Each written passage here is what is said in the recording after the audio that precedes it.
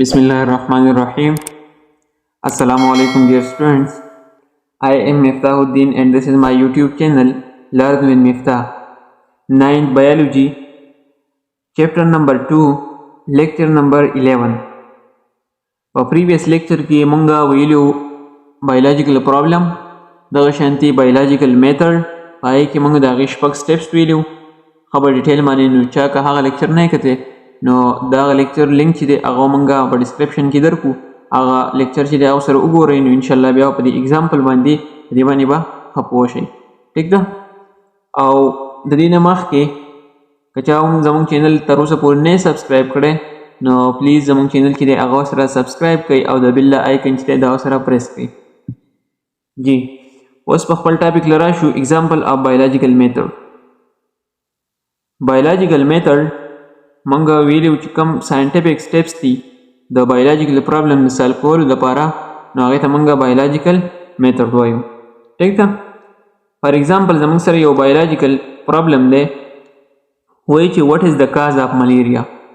ملیریا تبه ده. ملیریا تبه چې ورته مونږ وایو که نه عام دغه کې نو وایي د ملیریا تبه چې د څه له وجې نه لګي. ٹھیک شو. دا زموږ سره یو بایولوژیکل پرابلم دی یو مسله ده. نو دا مسله چې دا اوس موږ په هغه سټیپس باندې دا موږ په هغې باندې حل کوو سالو کوو وایي. ټیک ده. نو هغه شپږ سټیپس چې دي هغه دلته به زه سیټ ولیکم او بیا په هغې باندې موږ یو یو چې دی په دې باندې اپلای کوو. او نمبر 1 په هغې کې دی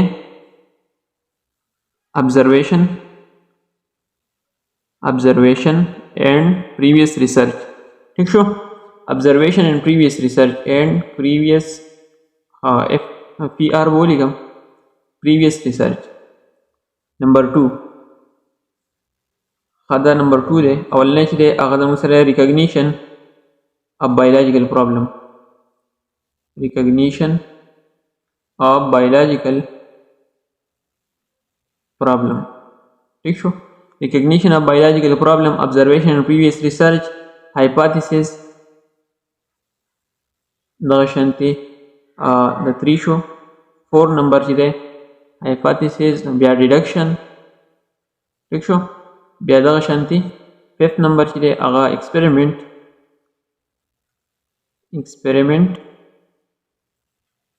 او 6 نمبر چې conclusion and results. ٹھیک شو. دا شپږ واړه سټیپونه چې دي دا مونږه پالو کوو. پای کې ټول نه ریکګنیشن اف بایولوژیکل پرابلم. نو ته اول بایولوژیکل پرابلم هغه وپېژنه چې دا کوم یو پرابلم دی. نو هغه موږ الریډي پېژندل چې واټ از د کاز اف ملیریا. چې د ملیریا کاز سره دا موږ وپېژنو ملیریا ده. ټیک ده. نو د دې وجه سره دغه ریکګنیشن یې ښه شو. دویم به راځو د دې دویم سټیپ له ابزرویشن به اوس کوو. ابزرویشن او یا د دې سره previous research and previous research. ٹھیک شو. observation and previous research. نو دا به اوس دغه ځای ته به ساینسدانان چې دي ساینټسټ چې دي هغه به ځي او د دغه ملیریا دا کاز چې دی که نه دا به معلوموي چې دا د څه له وجې نه ملیریا راځي. نو په هغې کې د ټول نه اولنی observation چې دی هغه څه دی وایي کم پیشنټ چې دی چا ته چې ملیریا وي نو هغه به څه د پیشنټ هغه ته به chills and fever وي. chills and fever مطلب ته به یو یخ پوله کېږي او رپېږي به که نه chills and fever وایي. بیا دویم نمبر دا یو ابزرویشن شو. ټیک ده. لکه ساینټسټ لاړو او هلته یې ابزرویشن مشاهده یې دا وکړه چې چا ته چې ملیریا وي نو هغه به څه هغه ته به chills and fever وي. صحیح شو. تبه به یي او یخ پوله کېږي رپېږي به. ټیک ده. بیا بل دویم نمبر ابزرویشن چې دی نو دا ډیزیز به په کوم ځای کې دا کم ملیریا چې دا ډیزیز دا په کوم ځای کې دا په لو مارشز ایریا کې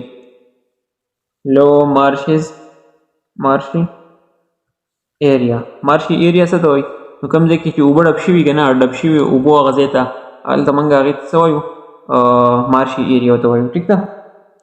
بیا دریم نمبر دو ابزرویشن شوی یاد ساتئ. پیشنټ چې دی هغه به څه هغه ته به chills and fever وي او دا ډیزیز چې دا به کوم ځای کې په لو مارشز ایریا کې. دریم نمبر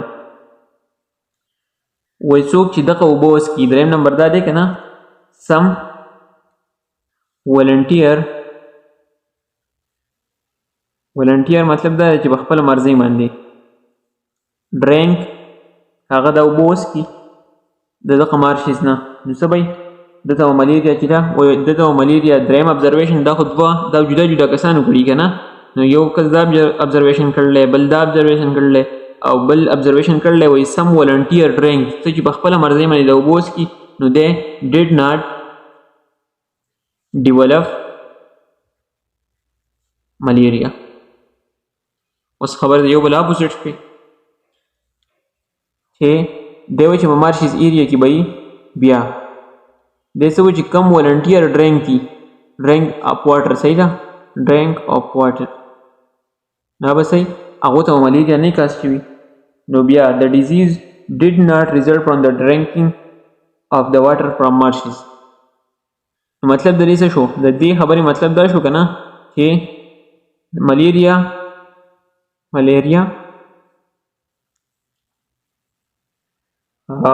did not result from drinking of water of marshes. صحیح ده، وایي څوک چې د مارشز نه اوبه څکي نو هغو ته به ملیریا نه لګي. ټیک شو، د دې خبرې لپسنۍ خبرې مطلب دا شو. ټیک ده، خو بیا دو خو اوس دا ابزرویشن کوي لکه نه. اول د ملیریا په مطلب ځان پوه کړې. ملیریا څه ته وایي؟ ملیریا چې دی که نه ملیریا دوه ټکي، یو میله دی یو ایریا دی. صحیح ده، نو میله مینز د دې معنی څه ده؟ میله وایي بیډ ته، خراب ته. او ایریا څه ته وایي؟ ایریا ویل کېږي ایر ته، مطلب بیډ ایر. ټیک شو، خراب هوا. نو څوک چې په دغه اوس د خبرې ټوټل مطلب دا شوی د دې ځای نه واخله د دې ځای پورې. صحیح ده، څوک چې په مارشز ایریا کې چې دی هغه پاتې کېږي نو د هغه اصل کې هغه خو اوبه نه څکي، که اوبه نه څکي خو دغه بیډ ایر خو دلته وي که نه. دغه بیډ ایر چې کله دی انټر کوي نو هغې نه دلته ملیریا لګي. ټیک شو، یو ډیفینیشن دغه دا شو د ملیریا دا شو. بیا نور ابزرویشن هم وکړو خو هغو څه هیلپ ونه کړو. دغه کوم چې دا زموږ سره کوم پرابلم دی وټ از د کاز اف ملیریا د دې څه دغه ونه کړو. بیا 200 years later دا خبره ولیکئ 200 years later 200 کاله وروستو بیا یو ساینټیسټ دی د هغه نوم دی لیورن، یا فرنچ فزیشن هم دی لیورن په 1878 کې په 1878 کې دی راغی او د څه ووي د یو خپل یو ابزرویشن چې دی هغه یې پیش کړو چې په هغې کې لیورن وی the blood of a malarial patient under microscope. Blood of a malarial patient مریض ته وایي patient under microscope. مطلب د دې خبرې دا شو که د یو ملیریل پیشنټ نه چا ته چې ملیریا یې هغه مریض نه ته وینه راواخلې او ته په مایکروسکوپ باندې وګورې نو په دې کې به واستئ د وی چې په دې کې زموږ سره مایکرو ارګینیزم دي. نو په دې بلډ کې به زموږ سره څه مایکرو ارګینیزم او هغه مایکرو ارګینیزم له د نوم ورکړو پلازموډیم. ټیک شو، او په دې دغه باندې ډسکوري باندې دله نوبل پرایز چې هغه هم ورکړی شوی و. صحیح ده، نوبل پرایز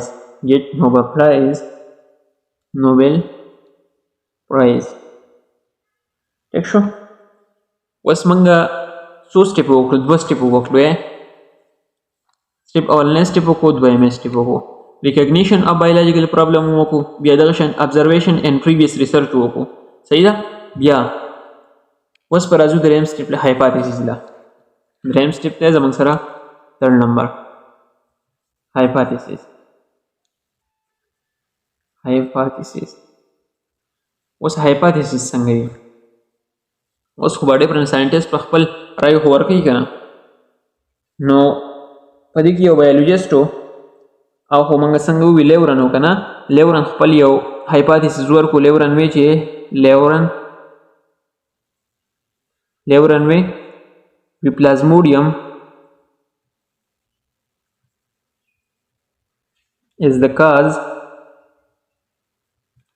of malaria د خپل یو دغه ورکو هایپاتیسس ورکو خپل رای ورکه هایپاتیسس وایي رای ته اوپینین ته صحیح ده نو د خپل یو رای ورکړه او د وی چې پلازموډیم از د کاز اف ملیریا پلازموډیم چې دی د ملیریا کاز دی ټیک شو دغه شانتي نور ساینټسټو به خپل هم ورکړي خو دا پکې چونکې صحیح وه نو هغه وجې نه زموږ بوک چې دی هغه دا راغستې ده ټیک شو پلازموډیم چې دی هغه د ملیریا کاز دی اوس به دا خبره ثابتوو چې دا صحیح ده یا نه ده ټیک شو نو بیا به هایپاتیسس خو صحیح خبره نه وي که نه خو د یو کس د خپل طرف نه یو رای ورکړي اوس په دا پروف کول غواړي ثابت کول به غواړي نو څلورم سټیپ ته به راشو ډیډکشن به هم ته د چا په بیس جوړی د هایپاتیسس په بیس باندې ټیک ده نو اوس په د دې هایپاتیسس نه موږ ډیډکشن جوړو ډیډکشن به څنګه جوړ کړو هغه اف دین سنټنس پوي که نه اول کې به اف په منځ کې به دی ني نو اف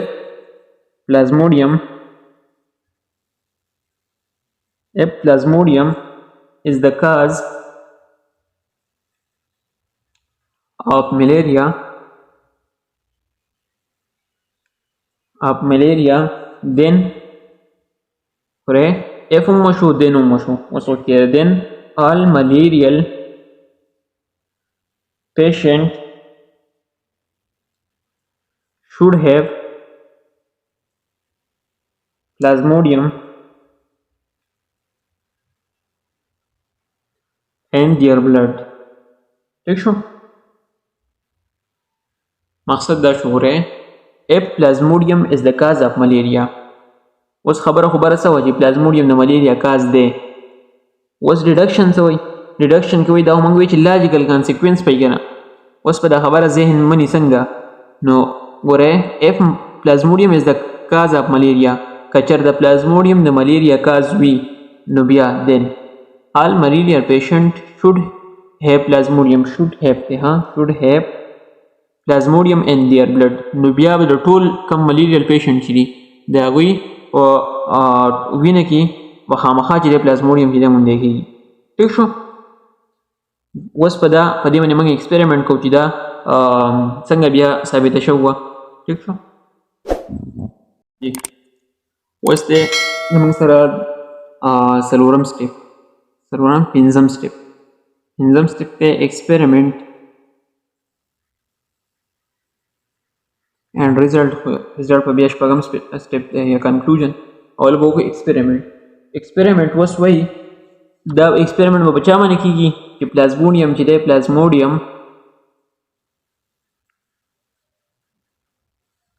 is the cause of malaria اوس په دې خبره موږ ایکسپریمنټ کوو او څنګه چې موږ ډیډکشن وی if plasmodium is the cause of malaria then all malarial patients should have plasmodium in their blood څنګه چې موږ هغه خبره وکړه نو د هغې په بیس باندې اوس موږ ایکسپریمنټ کوو in order to test the hypothesis اوس که چې موږ hypothesis ټیسټ کوو دا hypothesis دی کنه دا hypothesis اوس موږ ټیسټ کوو نو بایولوجسټ څه چلو کو دو ایکسپریمنټ وکړو پای کې ټول نه اولنی ایکسپریمنټ وکړو چې 100 malarial patient راوستو 100 malarial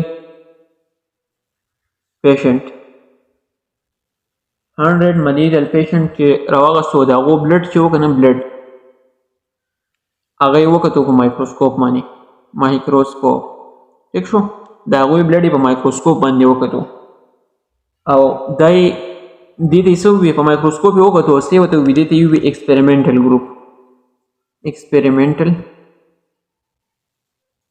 ګروپ ټیک ده دې ته ایکسپریمنټل ګروپ وي اوس سیکنډ دویم ایکسپریمنټ یې څه وکړو 100 healthy person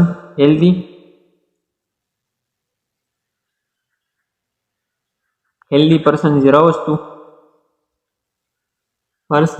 healthy persons هغه یې راوستو او د هغوی بلډ چې دی هغه یې هم په مایکروسکوپ باندې وکتو بلډ یې څه کو په مایکروسکوپ باندې وکتو ټیک شو او دې له نوم ورکو کنټرول ګروپ ټیک شو نور پکې هیڅ هم نشته 100 ملیریل پیشنټس یې راوستو د هغوی نه بلډ راواغست په مایکروسکوپ باندې وکتو او هغې له نوم صرف ورکو ایکسپریمنټل ګروپ مطلب چې په دې باندې ایکسپریمنټ کیږي که نه ایکسپریمنټل ګروپ یې ورته ووایي او بیا یې 100 هیلدي پرسنز یې راوستو او د هغې بلډ یې راواغستو په مایکروسکوپ باندې وکتو او هغې ته یې ووایي کنټرول ګروپ ټیک شو دې ځای پورې به پوه شوي یئ اوس زموږ سره کنکلوژن څه راغی شپږم نمبر سټیپ دی لاست سټیپ دی کنکلوژن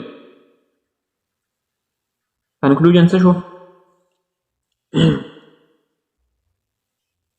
دی وی ګوره کنکلوژن دین دا راووتو کوم چې ایکسپریمنټل ګروپ دی په ایکسپریمنټل ګروپ هغه تاسو مینه ښه پوه شوئ که نه چې ایکسپریمنټل ګروپ څه ته وایي ایکسپریمنټل ګروپ دو وی چې پلازموډیم پریزنټ دی په دې کې Plasmodium is present.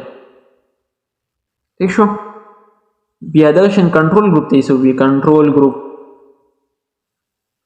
دوی چې نه Plasmodium is absent. Plasmodium is absent. نو اوس کنکلوژن د دې سره ووتو نتیجه یې څه شوه دا ټوټل ایکسپریمنټ چې موږ وکړو ابزرویشن دغه شانتیا ټوټل سټیپس چې موږ یې وویل اخري کې کنکلوژن دا شو چې ایکسپریمنټل ګروپ چې کوم چې د ملیریل پیشنټ هغه ګروپ و دې ته موږ بل نوم ویلی شوی ملیریل پیشنټ ګروپ ٹھیک شو ملیریل پیشنټ کوم ګروپ کې و په هغې کې پلازموډیم پریزنټ و صحیح ده او په کنټرول ګروپ کې کوم چې هیلدي پرسن و صحتمند خلک و که نه سړي و نو هغوی په هغوی کې پلازموډیم از ایبسنټ په هغوی کې پلازموډیم څه و ایبسنټ و نو دیو نه دا د دې کنکلوژن نه دیو دا خبره راوویسته چې چاته هم ملیریا یي ملیریا د بیماري ورته یي نو د هغه په بلډ کې چې دی هغه به پلازموډیم چې دی پلازموډیم از ایبسنټ ان د بلډ ښه په بلډ کې نو دا چاته چې ملیریا یي د هغوی په وینه کې چې دی هغې کې به پلازموډیم موجود وي او چا کې چې ملیریا نه وي د هغه په بلډ کې چې دی پلازموډیم به موجود نه وي ټیک شو نو دا و زموږ سره اگزامپلز د دغه بایولوجیکل میتھډ او انشاءالله په نیکسټ کلاس کې به موږ بیا وایو چې هاو پلازموډیم از ټرانسمیټډ ټو هیومن بینګز اوس لکه دا خو موږ ووي چې پلازموډیم چې دی دا کاز دی اوس د کوم چې زموږ سره هیومن بینګز دي نو هیومن بینګز په منځ کې د یو سړي نه بل سړي ته پلازموډیم څنګه لګي دا به انشاءالله په نیکسټ کلاس کې وایو تھینک یو سو مچ